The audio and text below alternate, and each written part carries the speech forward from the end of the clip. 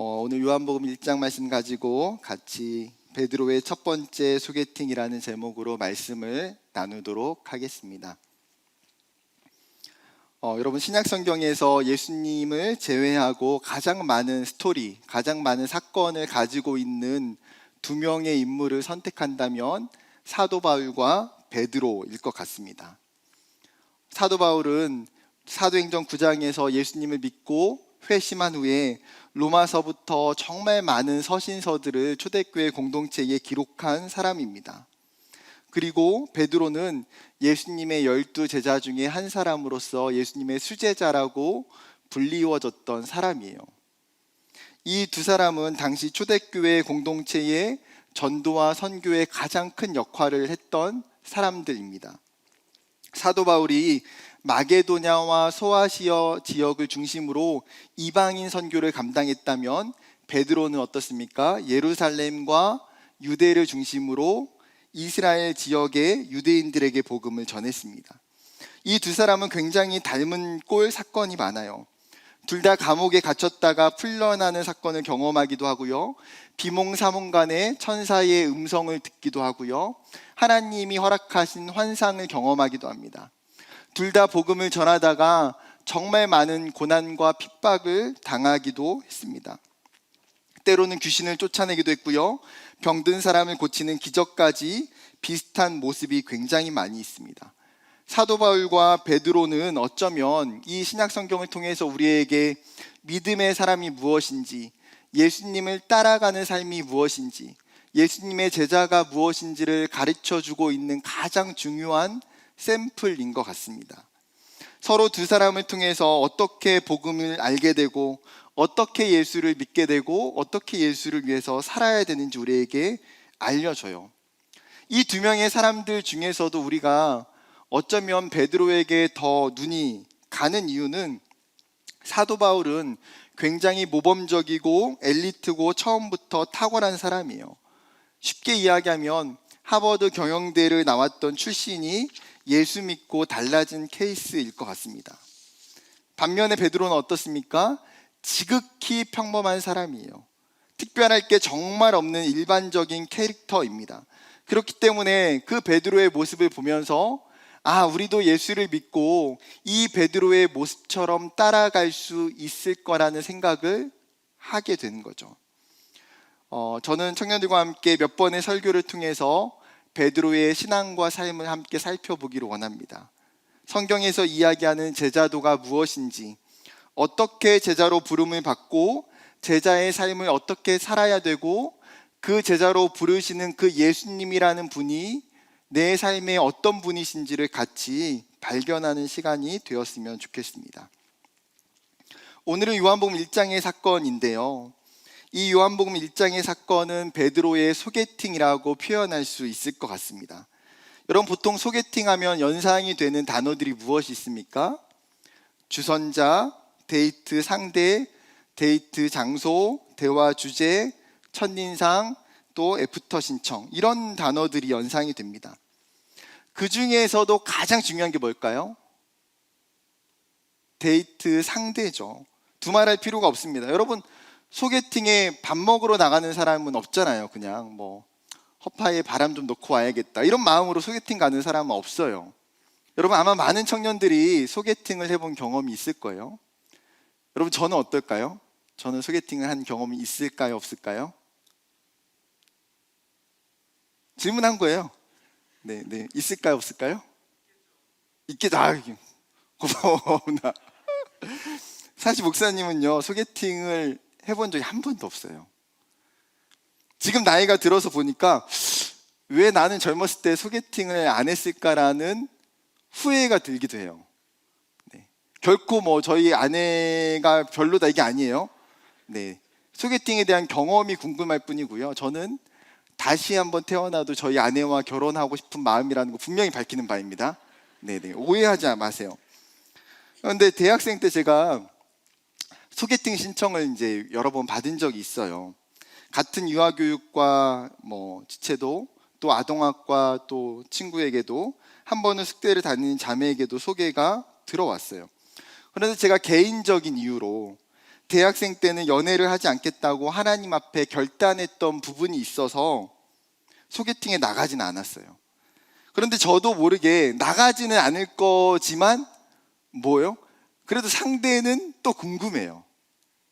나도 모르게 뭐 하는데, 전공이 뭔데, 성격은, 얼굴은, 신앙은. 그리고 상대방의 소개를 듣고 나서 내가 생각하는 이상형과 너무나 다르면 어떻습니까? 보통 우리가 상대방에 대한 호감도가 떨어져요. 그런데 반면에 소개를 들었는데 너무 괜찮아요. 그런 정보들만 듣고도. 그런 마음이 어떻습니까? 굉장히 설레고 두근거리죠. 한 번은 군대에서 교회를 같이 다니는 이제 후임이 저에게 자기 친척 누나를 만나볼 생각이 없냐고 이야기를 했어요. 우리 친척 누나가 정말 괜찮다. 한번 만나봐라. 그래서 친척 누나를 소개하면서 굉장히 간결하게 딱 한마디 했어요. 뭐라고 했냐면, 한 인터넷 사이트에 5대 얼짱으로 뽑혔다. 여러분, 그 2000년 초반, 나이가 있는 청년들은 알 거예요. 이제 청년 이브들은 2000년 초반에 유행했던 게 뭡니까? 싸이월드 5대 얼짱, 다음 5대 얼짱, 이런 게 굉장히 많았어요. 그러니까 일반인들 중에서도 인터넷상에서 인기를 끄는 사람들이 있었다는 거죠. 군대 후임의 이 한마디가 너무 임팩트가 큰 거예요. 여러분, 이 정도면 확실한 보험 아닙니까? 다른 사람이 인정해주면 내가 굳이 가서 볼 필요 없잖아요. 또 남자의 본능이 얼짱, 미인, 이런 단어에 사실은 굉장히 약하고요. 쉽게 넘어가요.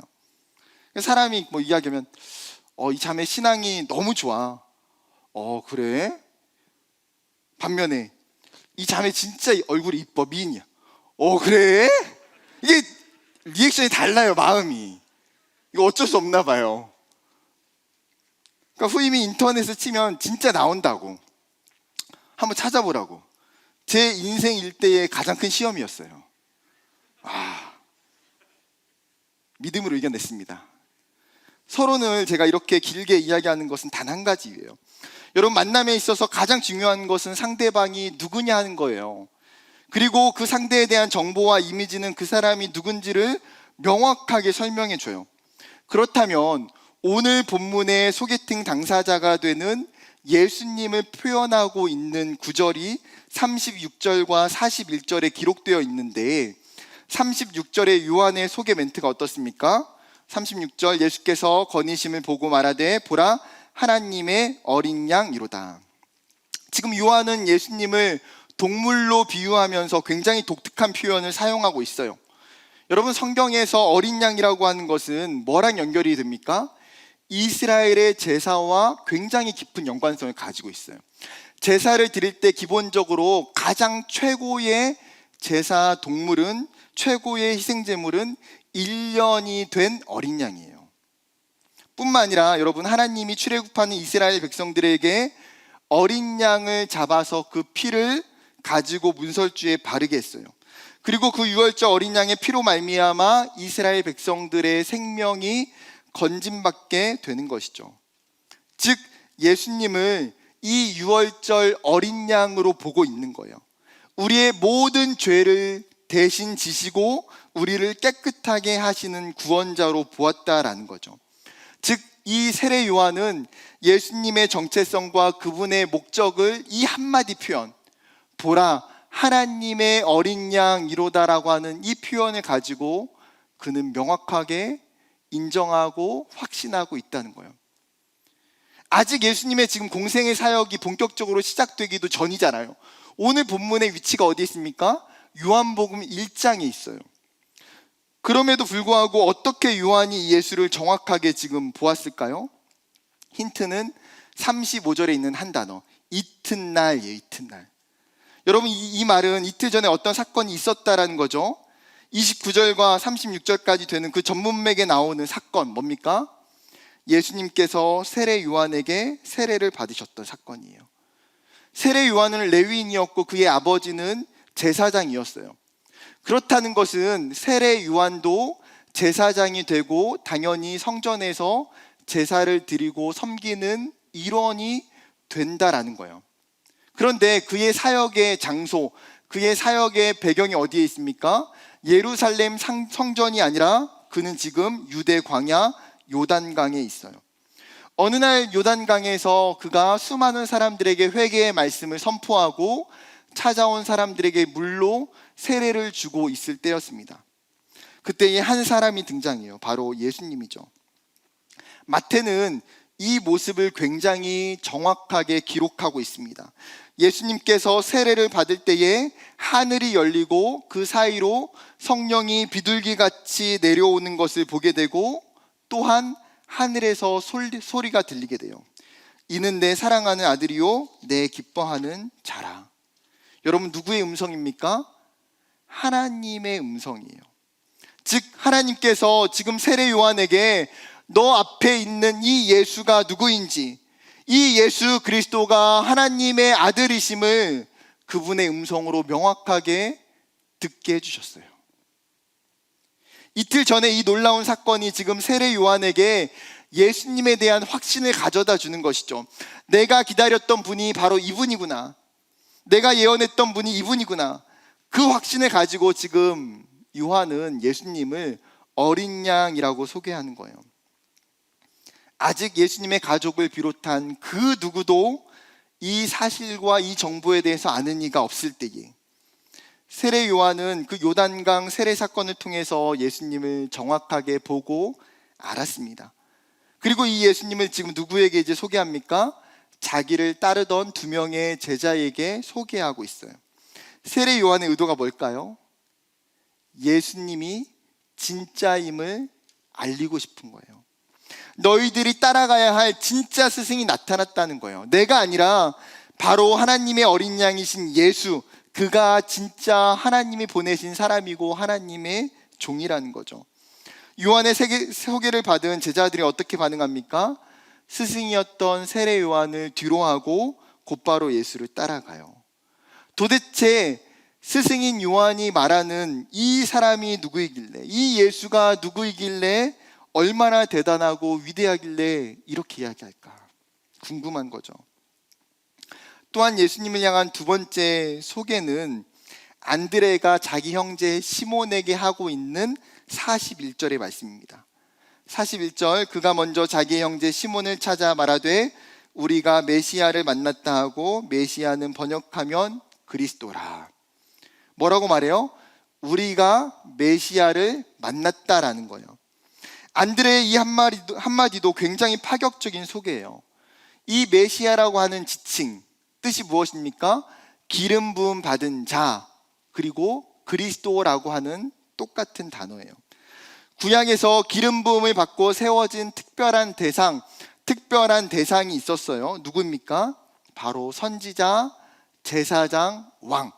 이 3명의 직분을 가진 사람들에게만 특별하게 기름을 부어 발랐어요. 시간이 흘러서 신약시대에 유대인들이 생각하는 메시아는 그 중에서도 왕 같은 존재, 정치적인 리더십을 가지고 있는 사람을 기대했어요. 왜요? 유대인들은 구약에서 예언했던 그 메시아가 나타나서 지금 이스라엘이 그 로마의 압제와 그 로마의 고통 속에서 해방시켜줄 정치적인 왕이 필요했기 때문이에요. 메시아를 통해서 다시 한번 이스라엘이 생각하고 있던 가장 찬란했던 그 다윗 왕조를 다시금 실현해 주기를 소망하고 기대하는 것이죠. 안드레가 메시아를 만났다고 하는 것은 이스라엘 모든 사람들이 기다렸고 시몬도 기다렸던 그분, 실제로 그분이 나타났다는 거예요. 어떻게 가만히 있겠습니까? 당연히 시몬이 즉각적으로 안드레를 따라 나서게 돼요. 여러분, 세례 요한이 소개하는 하나님의 어린 양이로다, 그리고 안드레가 소개하고 있는 우리가 메시아를 만났다.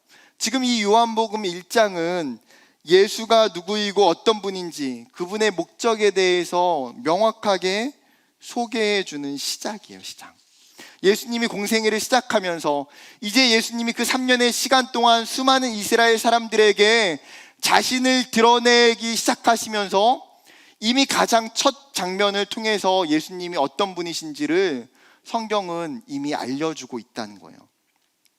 그분은 하나님의 아들이며 우리의 죄를 위해서 이 땅에 내려오신 구원자예요. 그리고 그분은 이스라엘이 그토록 기다렸던 진정한 왕이자 메시아임을 밝히고 있어요. 여러분, 이것이 복음이에요. 예수 그리스도가 이 땅의 구원자이심을 선포하는 것, 그게 복음이에요. 여러분, 그렇다면 여러분은 세례 요한처럼, 안드레처럼 예수 그리스도를 나의 구원자로, 나의 왕으로 인정하고 있습니까? 누군가 여러분을 교회로 인도했다면 여러분, 그 사람을 통해서 예수에 대해서 반드시 알아야 하는 것이 바로 이것이에요. 예수가 내 삶의, 내 인생의 진정한 통치자이시고, 그 예수 그리스도만이 나의 죄에 대한 문제를 해결할 수 있는 유일한 분이다. 여러분, 이것이 가장 기본적인 복음과 진리라는 사실이에요. 오늘 성경이 우리를 이 소개팅 안으로 인도해 주고 있어요. 베드로가 예수를 소개받은 그 자리에 지금 그 만남과 그 시간에 이제 다른 사람이 아니라 하나님이 우리를 초대하고 있는 거예요. 오늘 세례 요한과 안드레가 소개하고 있는 이 예수를 우리가 만나기를, 이 예수님을 알게 되는 저와 여러분이 되기를 주님의 이름으로 축복합니다. 한 걸음 나아가서 그러면 여러분, 세례 요한으로 시작된 이 소개팅이 어떻게 전개되고 있는지를 살펴볼 필요가 있는데, 세례 요한은 2명의 제자에게 지금 예수님을 소개하는데 그 중에 한 명이 누굽니까? 안드레고, 다른 한 명의 이름은 기록하고 있지 않아요. 그들이 예수님을 쫓아가요. 그러자 예수님이 뭐라고 말합니까? 너희가 무엇을 구하느냐는 거죠. 너희가 찾는 것, 너희가 나에게 발견하고 싶은 것이 뭐냐라고 물을 때에 그 제자들은 예수님이 지금 어디 계십니까? 라고 이야기해요. 왜요? 그 예수님이 계시는 곳에서 함께 시간을 보내고 이야기를 나누고 예수님의 가르침을 받고 싶기 때문에, 예수님은 그 제자들의 마음을 아시고 흔쾌히 그들을 자기가 있던 곳에 초대해 주십니다. 예수님과 이들이 나눴던 대화가 성경에는 전혀 기록되어 있지 않아요. 그럼에도 분명한 것은 이 만남을 통해서 세례 요한의 제자들도 자신의 스승이었던 세례 요한과 같은 현상이 나타나게 된다는 거예요. 그들도 똑같이 예수를 메시아로 인정해요. 이들도 이 짧은 시간, 이 짧은 만남을 통해서 예수에 대한 확신이 생겼어요. 그리고 그 확신이 어떻게 이어집니까? 이제 안드레가 자신의 형제인 시몬에게 찾아가서 예수를 소개하고 그를 예수께 데려가요. 성경은 우리가 함께 살펴보기 원하는 그 베드로, 그 시몬에게 복음이 어떻게 흘러가고 있는지를 오늘 본문에서 이야기해요. 예수님이 어떻게 전달되고 있는지를 알려주고 싶은 거예요. 그 복음이, 그 예수가 하루아침에 땅에서 뚝 떨어지는 것이 아니라는 거예요. 여러분, 세례 요한이라고 하는 그 스승을 통해서 자신의 제자들에게 복음이 증거되고, 그 전에 전해졌던 복음이 안드레를 통해서, 즉 가족을 통해서 시몬에게 전해지게 돼요. 또 오늘 본문의 다음에 있는 장면이 누굽니까? 빌립이 나다나엘의 전도를 받아 예수님께 나아가요. 즉 친구를 통해서 예수님을 만나게 돼요. 하나님은 다양한 복음의 통로들을 활짝 열어놓으시고 우리에게 그 통로들을 통해서 예수를 계속 증거하게 하세요. 여러분이 교회에 나오게 된 통로가 누구였는지 한번 생각해 보세요. 어떤 사람은 부모님일 수도 있고, 가족일 수도 있고, 친구일 수도 있고, 혹은 직장 동료일 수도 있고, 혹은 친척일 수도 있어요. 사람들마다 복음을 듣게 되는 통로는 너무나 다양해요. 그런데 반대로 생각해서 만약에 세례 요한이 하나님께로부터 받은 이 놀라운 복음을 전하는 일을 하지 않았다면, 그 복음의 문을 닫아버렸다면 어떻게 되었을까요? 예수님의 12제자였던 요한과 안드레와 베드로가 있었던 그 자리는 그들이 아닌 다른 누군가로 채워져 있지 않았을까요? 우리가 예수님에 대해서 듣고 알고 있다는 것은 내가 이제는 예수를 소개하는 주선자가 된다는 거예요. 사도 바울은 이것을 그리스도의 편지라고 표현해요. 고린도후서 3장 3절 말씀 같이 함께 읽어볼까요? 시작. 너희는 우리로 말미암아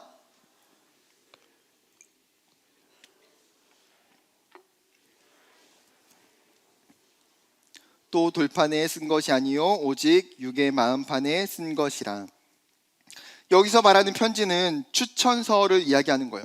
그리스도를 나타내는 추천서. 그런데 이 추천서가 종이로 쓴 것이 아니라 사람의 삶을 통해서, 그 사람의 존재를 통해서 나타내는 추천서라는 거예요. 즉 고린도 교회 성도들은 그의 삶과 모습을 통해서 그리스도를 나타내고 있는 편지라고 사도 바울이 이야기하는 거예요. 이 편지가 값어치가 있기 위해서는 어떻게 해야 됩니까? 많은 사람들에게 이 편지가 전달되고 읽혀져야 되는 거예요. 이것은 여러분 사도 바울이나 고린도 교회 성도들 뿐만 아니라 지금 이 땅을 살아가는 우리도 마찬가지라는 거죠. 여러분의 삶은 예수 그리스도를 증거하는 편지이고 주선자라는 사실이에요. 여러분, 주선자의 기쁨이 어디에 있습니까? 이 사람이 내가 소개해주는 그 대상과 좋은 관계를 맺고 좋은 만남을 이어갈 때에 가장 큰 기쁨이 있어요. 저도 지금까지 몇 번의 소개팅을 주선한 경험이 있어요. 한 번은 사역했던 교회 집사님 딸과 신학과 동기 친구를 소개시켜준 일이 있었어요. 여러분, 사실 사역자를 소개시켜준다는 것이 굉장히 부담인데, 이 자매는 개인적으로 목회자를 만나고 싶은 마음이 많았던 자매예요. 제가 그래서 둘 다 너무 좋은 사람인지 알기 때문에 양측에 서로에 대한 간단한 정보와 연락처를 주고 만나도록 했어요. 두 사람이 얼마나 잘 맞던지요. 만나서 교제하고 1년이 지나서 결혼을 하게 돼요. 다행히 아직까지 잘 살고 있어요. 친구 목사가 저를 보면서 얼마나 고맙겠어요. 제가 소개시켜준 자매를 통해서 결혼도 하고 가정도 꾸리고 사랑하고 이쁜 자녀들도 생기고, 그 이야기를 듣고 그 모습을 보는 저 또한 주선자로서 너무나 기쁘고 좋아요. 꼭 결혼이 아니더라도 여러분, 우리가 좋은 친구나 좋은 선배나 좋은 지인을 누군가에게 소개시켜 주는 것만으로도 보람 있고 기뻐요. 하물며 여러분, 누군가의 삶에 예수를 소개시켜 준다는 것은 어떨까요? 예수를 모르는 한 사람의 인생에 우리의 왕이시고 이 땅의 주인 되시는 그분을 연결시켜 준다는 것은 얼마나 큰 의미가 있을까요? 여러분이 증거하는 그 한마디를 통해서 복음이 누군가의 삶을 변화시키고 어떠한 열매를 맺게 될지는 아무도 몰라요. 분명한 것은 그 복음을 듣고 안드레와 같이, 또 베드로와 같이 그리스도의 신실한 사람들이 세워지게 된다는 거예요. 설교를 준비하면서 옛날에 있었던 한 가지 사건이 생각이 났어요.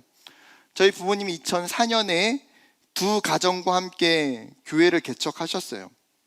작은 공간을 빌려서 개척 예배를 드리고, 성도는 저희 가정과 또 한 집사님 가정과 한 전도사님 가정이 전부였어요. 여러분, 목사도 없는 개척교회에 누가 찾아오겠습니까? 부모님이 시간이 날 때마다 나가서 전도하기 시작했어요. 그러다가 어느 날 교회 근처에 트럭에서 꽃과 화분을 팔고 있는 한 청년을 만나게 돼요. 전도하기 위해서 꽃과 화분을 사고 여러 번 찾아가서 관계를 맺고 이야기를 나누고 복음을 전하고 교회로 초대했어요. 그렇게 전도가 돼서 그 작은 개척교회의 1호 신자가 돼요. 예수를 단 한 번도 듣지도 못했고 교회를 단 한 번도 나오지 않았던 초신자예요. 이 형은 처음 그 개척교회를 통해서 예배를 드리게 됐고 신앙생활했고 예수님 만나게 됐어요. 나중에 알게 된 것은 원래 이 형이 전북대 의대를 다니다가 캠퍼스에서 학생운동을 주도했던 것 때문에 학교에서 퇴학을 맞아 잘리게 된 거예요. 대학을 졸업 못했으니까 마땅한 직장을 구할 수가 없는 거죠. 그래서 트럭에서 꽃과 화분을 가져다 팔면서 생활하던 중이었어요. 여러분, 세상을 향한 그 말할 수 없는 그 상처와 아픔이 그 마음에 얼마나 많았겠어요. 너무나 감사한 것은 예수님에 대해서 아무것도 몰랐던 한 영혼이 예수를 믿고 신앙생활을 하면서 그 예수를 인격적으로 만나게 돼요. 그 후에 장사를 그만두고 늦은 나이에 지방에 있는 한 대학에 편입하게 돼요. 그리고 대학을 졸업한 후에 시험을 보고 총신대 신학대학원에 입학하게 돼요.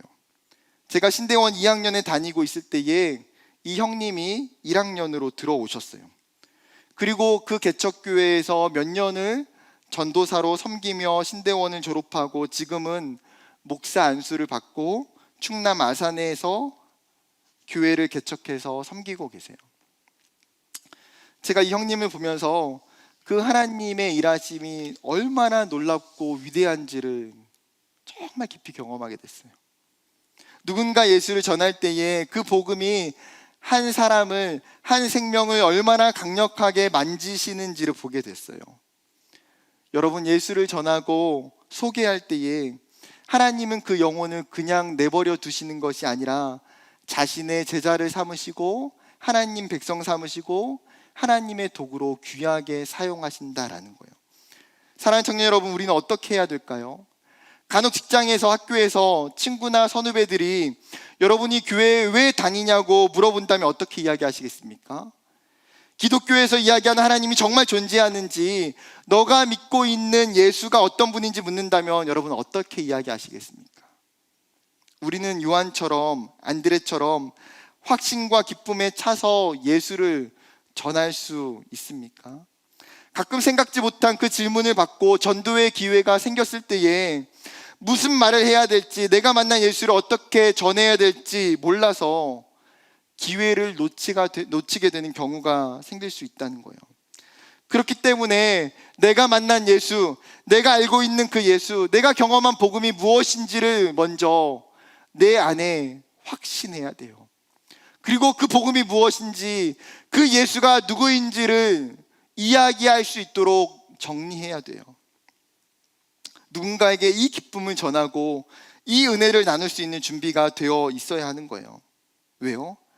하나님은 여러분을 복음의 영적 주선자로 부르셨기 때문이에요.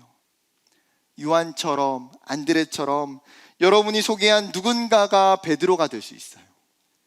우리도 누군가를 통해서 예수를 소개받은 것처럼 여러분, 우리 또한 누군가에게 예수를 소개할 수 있는 은혜가 있기를 주님의 이름으로 축복합니다.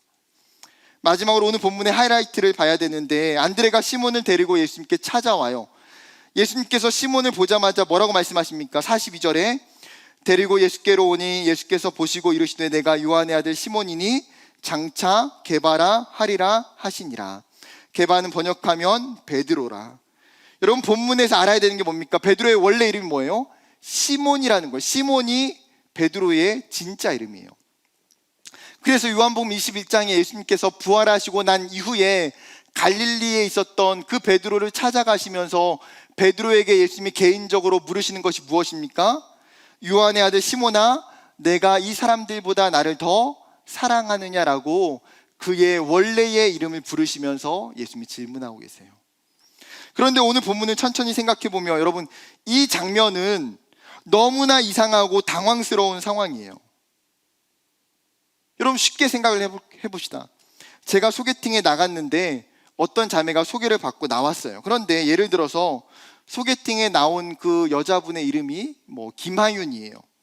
그런데 여자분이 식당에 들어와서 테이블에 앉았는데 제가 갑자기 이렇게 이야기하는 거예요. 실례하지만 제가 당신을 보는 순간 부르고 싶은 이름이 생겼는데 제가 김바다라고 부르면 안 되겠습니까? 그러면 그 여자가 어떻게 생각할까요? 여러분, 이게 처음 만난 사람이 할 수 있는 행동입니까? 여러분, 이런 사람을 부르는 그 전문 용어가 있잖아요. 또라이 혹은 미친놈. 사실 시몬의 입장으로 볼 때에 너무나 어처구니 없는 상황이에요. 처음 보는 사람이 대뜸 부모님이 지어주셨던 그 이름을 굉장히 친절하게 바꿔주시는 거죠. 성경을 보면 오늘 사건 이후에 시몬이라는 이름은 거의 사용하지 않아요. 예수님도 제자들도 나중에 사도행전에 있는 모든 사람들도 예루살렘 공동체도 그의 이름을 베드로라고 불러요. 예수님과 베드로의 이 충격적인 첫 만남, 너무나 생뚱맞은 듯이 보이는 이 사건을 통해서 지금 성경이 이야기하고 싶은 게 뭘까요? 예수님이 시몬의 이름을 아셨다는 거예요. 안드레가 이야기해서 알 수 있지 않았을까요? 이야기했는지 안 했는지 알 수 없지만 정확한 사실은 이미 예수님은 시몬, 베드로를 알고 계셨어요. 마치 그 다음 본문에서 빌립이 나다나엘을 데려오기 전에 그가 무화과 나무 아래에 있었던 것을 예수님이 보셨다라고 이야기하셨던 것처럼 예수님은 자신이 부르는 제자들을 이미 다 알고 계시는 분이에요. 예수님께서 시몬을 알고 계신다는 것은 단순히 그의 이름이나 그의 가족관계나 그의 인적 사항을 이야기하는 게 아니에요. 여러분, 예수님의 아심은 그의 존재와 그 존재를 넘어 미래와 그의 모든 사역을 아신다는 거예요. 예수님의 아심은 그의 전부를, 그의 인생의 모든 것을 아신다는 거예요. 여러분, 예수님의 아심은 나보다 나를 더 훨씬 많이 아신다는 거예요. 그렇게 예수님은 시몬의 이름을 아람어로 게바, 헬라어로는 베드로라는 새 이름으로 불러주셨어요. 여러분, 유대적 배경에서 이름을 바꾸는 것은 특별한 의미가 있어요. 성경에서 몇 번 기록되고 있는 것처럼 종종 사람들의 이름을 바꿔주시는 장면들이 나오잖아요. 믿음의 조상이었던 아브람이 원래 아브람이 어떻게 해야 됩니까? 아브라함으로 바뀌게 돼요. 야곱이 이스라엘로 이름이 바뀌게 돼요. 이름을 바꿔주신다는 것은 그에게 새로운 사명을 주시고 새로운 삶으로 이끌어 가신다는 것을 의미하는 행위예요. 그리고 그 이름 안에 그를 향한 꿈과 비전을 넣어주세요. 지금 마찬가지로 예수님께서 베드로를 만나자마자 그 시몬의 이름을 바꿔주시면서 그를 제자로 부르실 뿐만 아니라 그에게 사명을, 하나님의 꿈을 불어넣어주고 계시는 거예요. 그리고 그 사명을 이루시는 분은 예수님이세요. 마태복음 16장에 보게 되면 예수님께서 베드로에게 이렇게 말씀하세요. 16장 18절, 또 내가 내게 이르노니 너는 베드로라, 내가 이 반석 위에 내 교회를 세우리니 음부의 권세가 이기지 못하리라. 사람들이 예수를 누구라고 하느냐라고 질문할 때에 예수님의 정체성을 정확히 고백한 베드로에게 예수님이 축복하시는 말씀이에요. 예수님 뭐라고 말씀하십니까? 너가 초대교회 그 공동체의 영적인 기둥과 반석으로 세워주시겠다라는 거예요. 예수님을 처음 만났던 그 첫 만남, 그때 주신 그 이름이 베드로의 인생에 그대로 나타나게 되어져 가는 것을 보게 돼요. 여러분, 어부였던 시몬의 인생이 엄청난 반전의 스토리가 펼쳐져 가요. 상상할 수 없는 사건들이 일어나고 상상할 수 없는 미래와 일들이 베드로에게 일어나요. 그리고 오늘은 그 시작이고 그 출발이에요. 우리가 기억해야 되는 중요한 한 가지는 뭐냐면 이 베드로의 인생의 새로운 출발이 과연 무엇 때문에 되었느냐라는 거예요. 여러분, 베드로의 열심이, 베드로의 노력이 그의 인생을 변화시켰습니까? 베드로의 꿈이 그의 삶을 바꾸었습니까? 베드로가 가지고 있는 물질이 그의 인생을 변화시켰나요? 아니요. 베드로가 예수님께 나아가 그 예수님을 만났을 때에 그의 인생이 변화되기 시작해요.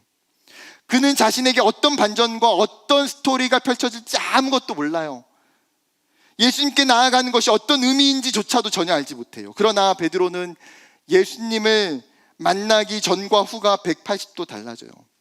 그것은 베드로뿐만 아니라 우리의 삶도 동일해요.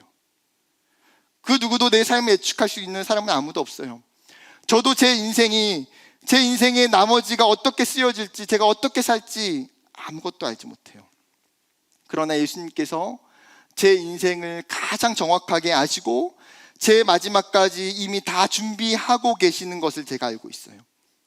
그분을 만난 사람은 아름다운 드라마가 펼쳐진다는 것을 성경이 우리에게 증거해 주고 있다는 거예요. 사랑하는 청년 여러분, 우리는 예수에 대해서도 때로는 나 자신에 대해서도 아무것도 모르는 베드로와 같아요. 그런 우리에게 필요한 것은 한 가지예요. 베드로가 안드레의 소개를 받고 예수님께 나아갔듯이 예수 그리스도 앞에 나아가는 것. 예수를 만나기 위해, 예수를 더 알기 위해 우리의 발걸음을 한 발 더 떼는 거예요. 우리의 삶의 주권이 그 예수 그리스도께 달려 있음을 믿어야 돼요. 우리 예수님은 우리 한 사람 한 사람의 존재를 다 아시는 분이에요. 베드로뿐만 아니라 여러분의 인생에 걸어온 모든 발걸음과 여러분의 이후에 있을 모든 시간까지도 다 아시는 분이에요.